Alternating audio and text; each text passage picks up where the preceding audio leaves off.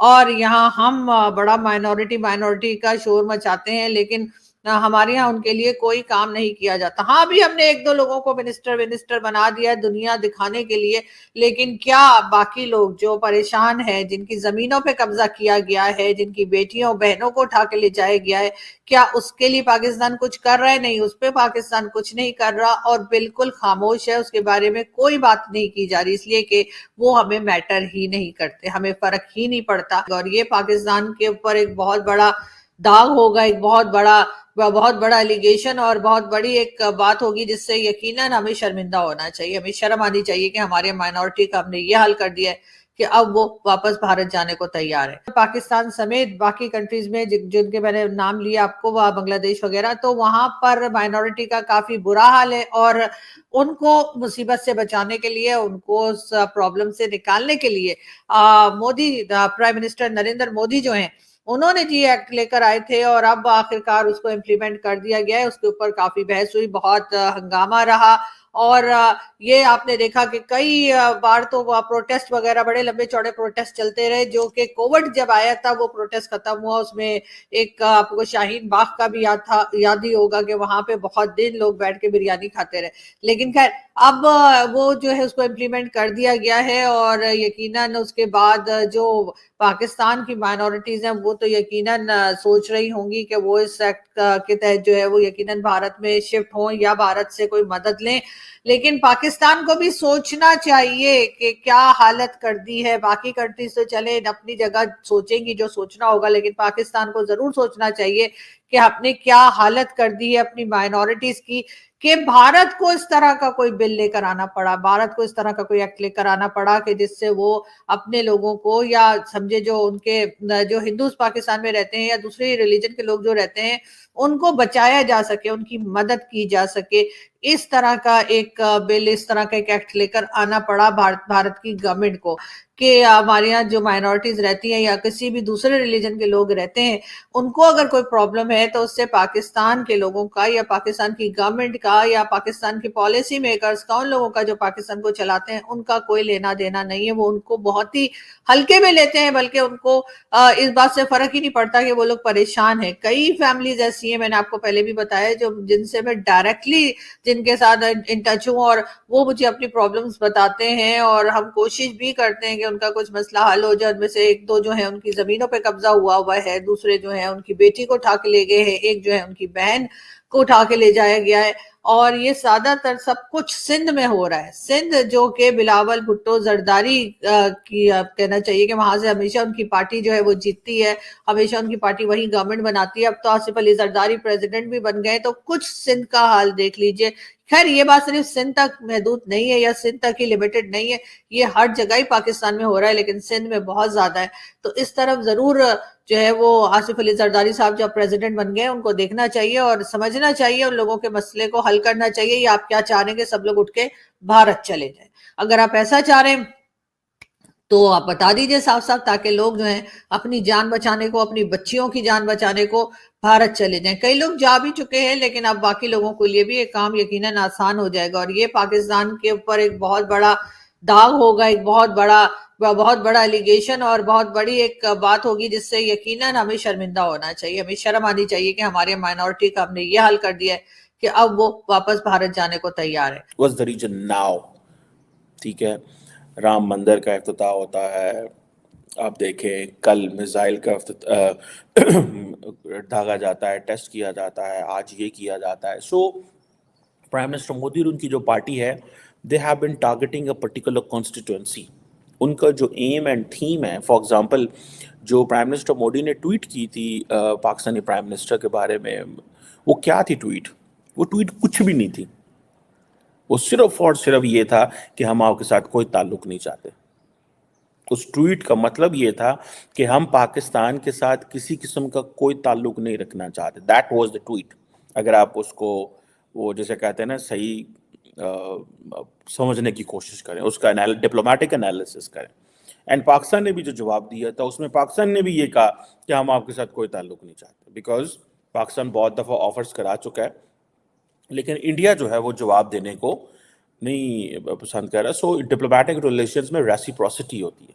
Diplomatic relations one sided नहीं होते, ठीक है। मैं समझता हूँ ज़ाती तौर पे इट्स गुड, नहीं बात होनी चाहिए, बिकॉज अगर इंडियन लीडरशिप तैयार नहीं है और पाकिस्तान की लीडरशिप ने पैगामात भेज के देख लिया है और वो नहीं पसंद कर रहे, तो कोई बात नहीं, वक्त आएगा, वक्त पे चीज़ें होती हैं। हर काम वो जिसे कहते हैं ना, हर काम जो है वो हर वक्त में नहीं किया जा सकता, सो उसके लिए टाइम होता है। बहरहाल ये जो CAA का इंट्रोडक्शन हुआ, तो बांग्लादेश के साथ अगर आप देखें इंडिया के ताल्लुकात ख़राब हुए और इलीगल माइग्रेशन जो थी, एक बहुत बड़ा चैलेंज था बिटवीन बांग्लादेश एंड इंडिया के दरमियान।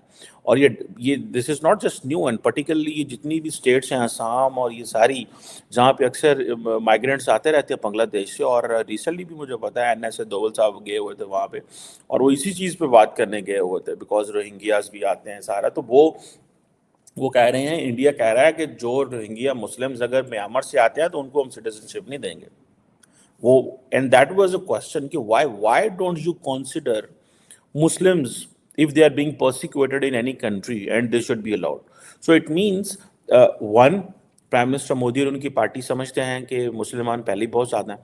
दूसरा, वो ये समझते हैं कि उनकी ज़रूरत कोई नहीं है। तीसरा, वो समझते हैं कि वो अपने मुसलमान मुल्कों में रहें जहाँ पे वो हैं। चौथा, वो ये समझते होंगे कि it's good for our politics, ठीक है। पांचवा, वो इंडिया को समझते हैं कि this is the direction of India, that we want to move on without this, ठीक है जी।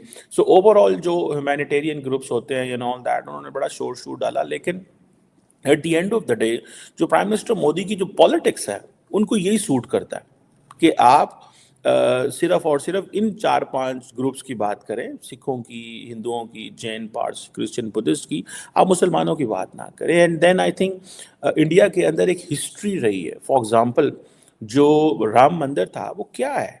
वो यही है कि भाई यहाँ पे मंदिर था, आपने मस्जिद बनाई थी, अब हमने मस्जिद गिराई, अब तो हम आपको किस चीज़ की पनाह दें?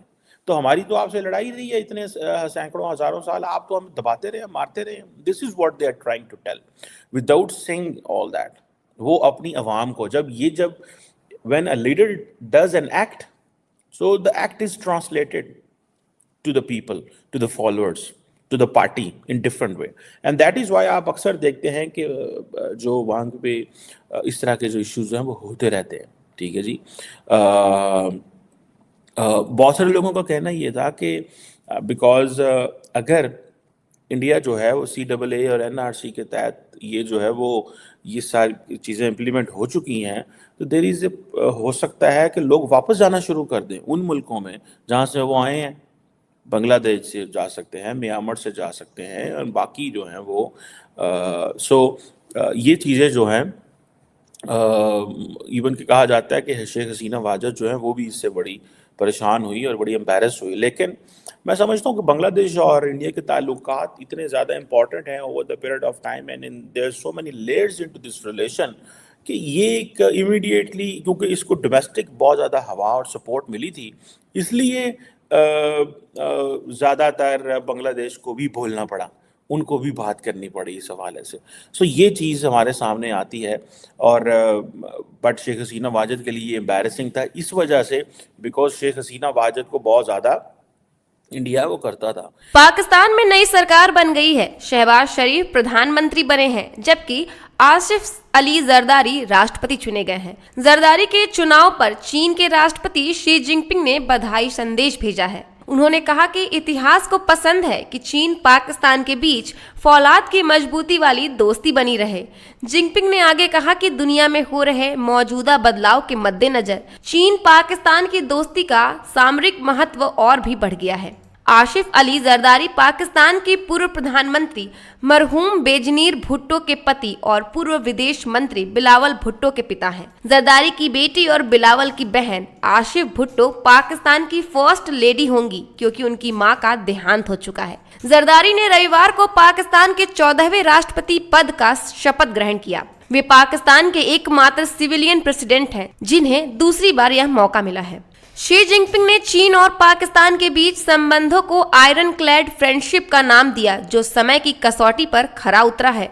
उन्होंने मित्रता को ऐतिहासिक परिस्थितियों और आपसी सम्मान का परिणाम बताया है। उन्होंने उभरते वैश्विक परिस्थितियों के बीच चीन पाकिस्तान की दोस्ती के रणनीतिक महत्व को भी अहम बताया है। शी जिनपिंग ने कहा कि चीन और पाकिस्तान ने हाल के वर्षों में उच्च स्तरीय संपर्क बनाए रखा, अपने प्रमुख हितों और चिंताओं से संबंधित मुद्दों पर एक दूसरे का समर्थन किया है। चीन पाकिस्तान आर्थिक गलियारों के निर्माण के सार्थक परिणाम प्राप्त किए हैं और द्विपक्षीय संबंधों को उच्च स्तर पर ले गया है। भारत ने चीन के शिनजियांग को बलूचिस्तान के ग्वादर बंदरगाह से जोड़ने वाले 60 अरब डॉलर के सीपीसी प्रोजेक्ट पर आपत्ति जताई है। भारत इस बात से नाराज है कि सीपेक पाकिस्तान अधिकृत कश्मीर यानी पीओके से होकर गुजर रहा है। पाकिस्तान पीपुल्स पार्टी के सह अध्यक्ष जरदारी सत्तारूढ़ गठबंधन पीपीपी और पाकिस्तान मुस्लिम लीग नवाज के संयुक्त उम्मीदवार थे। पाकिस्तान में अराजकता और गंभीर आर्थिक संकट के बीच इस्लामाबाद की राजनीति और सरकार के शीर्ष पर शहबाज और उसके भाई नवाज शरीफ के साथ साथ जरदारी की वापसी को चीन में राहत की भावना से देखा जा रहा है। पिछले कुछ दशकों में सत्ता में रहने के दौरान तीनों ने चीन नेताओं के साथ घनिष्ठ संबंध बनाए रखे और चीन के साथ रणनीतिक संबंधों को आगे बढ़ाया, जिसे भारत के खिलाफ रणनीतिक गठबंधन के रूप में व्यापक रूप से देखा जा सकता है। चीन के पूर्व प्रधानमंत्री इमरान खान की सरकार के साथ असहज संबंध थे। चीन ने आरोप लगाया था कि इमरान खान ने सीपेक का काम जानबूझकर लटका दिया था।